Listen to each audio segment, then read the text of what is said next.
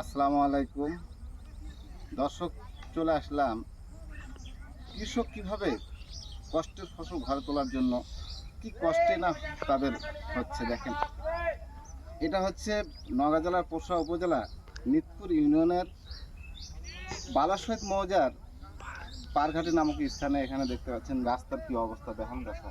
এই রাস্তা দিয়ে খালি গাড়ি, খালি ট্রাক্টর যাওয়ার মতো কোনো পরিস্থিতি নাই। সেখানে কিভাবে এই কষ্টের ফসল ঘরে তুলছে সেটা না দেখলে মিস করবেন। আমি বুঝতাম না, আমি জানতে পারতাম না যদি না আসতাম। এই যে অনেক ধান, কৃষকের এই যে অনেক ধান গেজে গেছে, এই মাঠে থাকে পানি পাওয়ার পরে গেজে গেছে, অনেক ধান কাজে আসবে না। এত কষ্ট করে সে কষ্টের ফসল তারপরেও ঘরে তোলার জন্য কৃষক ব্যস্ত হয়ে গেছে। এই যে দেখতে পাচ্ছেন, এই যে খালি গাড়ি, এই রাস্তা কি অবস্থা। এই রাস্তাতে আপনাদের যদি দেখায় এই রাস্তার অবস্থা কি।